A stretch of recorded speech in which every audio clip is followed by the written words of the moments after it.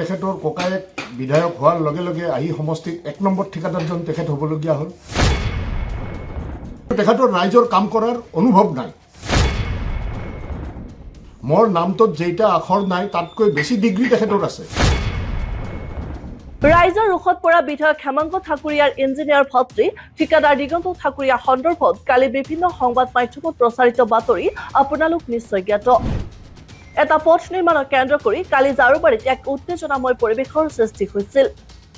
ৰাইজৰ অভিযোগ অনুসৰি নৱনিৰ্মিত এটা পথত সংঘটিত হৈছে ব্যাপক অনিয়ম। এইবাৰ ঠিকাদাৰ তথা ইঞ্জিনিয়াৰ ভাতৃ দিগন্ত ঠাকুৰীয়া আৰু বিধায়ক হেমন্ত ঠাকুৰীয়াক উভতি ধৰিলে অসম জাতীয় পৰিষদৰ নেতা পংকজ লোচন গোস্বামীয়ে। মাননীয় বিধায়কগৰাকীক মই ভালকৈ জানো, তেওঁৰ পৰিয়ালক মই ভালকৈ জানো।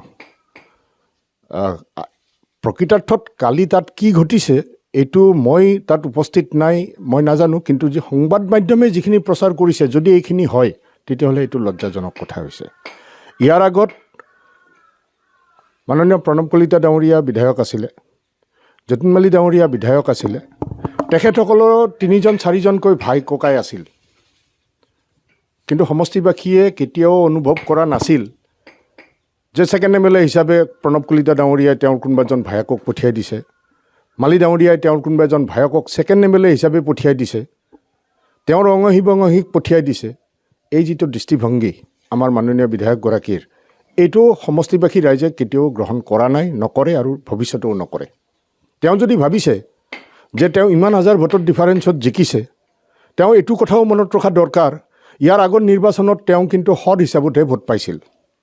গতিকে দলীয় এটা ৱেভ থাকে, সেই ৱেভত তেওঁ নিৰ্বাচন খেলি ভোট পাইছে। সেইটোক লৈ তেওঁ বাৰে বাৰে অহংকাৰ কৰি লাভ নাই। ব্যৱসায় কৰক, তেখেতৰ প্ৰতি মোৰ শুভেচ্ছা আছে।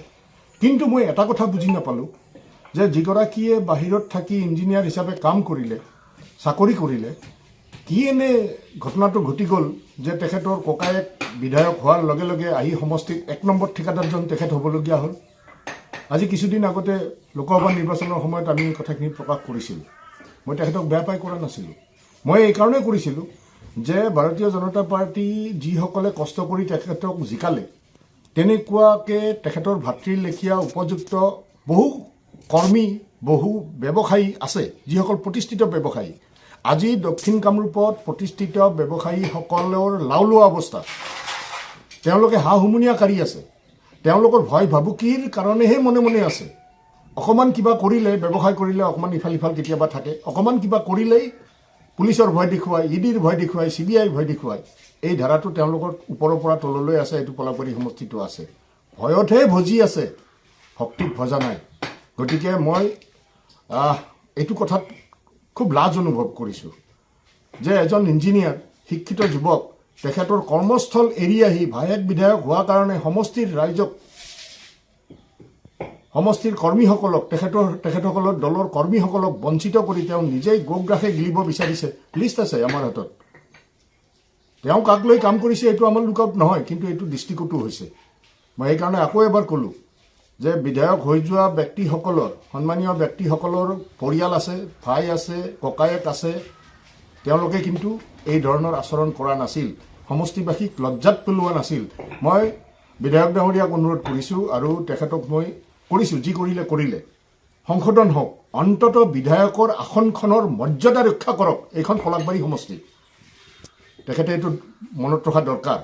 আৰু বাৰে বাৰে তেখেতে ইমান হাজাৰ ভোটৰ ডিফাৰেঞ্চত বিৰোধীক হৰুৱাইছোঁ বুলি গঙাটোপ হৈ লাভ নাই। সোঁৱৰাই দিলোঁ, তেখেতে আগৰবাৰ নিৰ্বাচন খেলোতে, সেই একেই দলৰ পৰা নিৰ্বাচন খেলোতে কেইশ ভোট পাইছিল, সেইটোও কেতিয়াবা ৰাইজক ক'বচোন তেখেতে। আমি নকওঁ, এইকাৰণে নকওঁ যে আমি এইবিলাকত বৰ বেছি ৰুচি নাই। কিন্তু তেখেতে কয়তো, লোকসভা নিৰ্বাচনত আমি বিৰোধীক ইমান হাজাৰ ভোটত হৰুৱাইছোঁ, মই নিৰ্বাচনত ইমান হাজাৰ ভোটত হাৰাইছোঁ। বন্ধু, কমচে কম আপুনি ইয়াৰ আগৰবাৰ নিৰ্বাচন খেলোতে কিমান হাজাৰ ভোটত হাৰিছিল সেইটো উল্লেখ কৰিলেও ৰাইজে ভাল পাব, তেতিয়া আপোনাৰ নিৰপেক্ষ হ'ব। এই ধৰণৰ আচৰণ আমি ভাল নাপাওঁ। আৰু এক কথাত ক'বলৈ গ'লে তেখেত যথেষ্ট শিক্ষিত। মোৰ নামটোত যেইটা আখৰ নাই তাতকৈ বেছি ডিগ্ৰী তেখেতৰ আছে। কিন্তু তেখেতৰ ৰাইজৰ কাম কৰাৰ অনুভৱ নাই। তেখেতৰ ৰাইজৰ কাম কৰাৰ অনুভৱ নাই। ছাত্ৰ জীৱনৰ পৰা তেখেতক আমিও পাইছোঁ, আমাতকৈ কনিষ্ঠ। ৰাজহুৱা কামত তেখেতৰ কোনোদিনে আমি মনোনিৱেশ দেখিবলৈ নাপালোঁ। কিন্তু আমি ছাত্ৰ অৱস্থাৰ পৰা ৰাইজৰ ওচৰত আছোঁ, ৰাইজৰ দুখ দুৰ্দশা আমি তেখেততকৈ ভালকৈ জানো। গতিকে এটা দলীয় ৱেভত আহি পেলাই এই ধৰণে দুই হাতেৰে ধন চপোৱা কাৰবাৰটো পৰিয়ালক লৈ এইটো বাদ দিব লাগে। যোৱা দিনকেইটাত তেখেতৰ পৰিয়ালৰ সম্বন্ধত বহুত কথা ওলাইছে। তেখেতে একে আষাৰে কৈ দিয়ক যে এইবিলাক মিছা,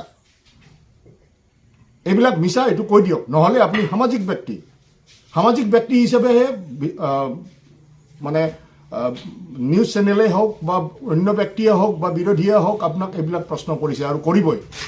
আপুনি উত্তৰ দিবই লাগিব, কাৰণ আপুনি ৰাইজৰ প্ৰতিনিধি।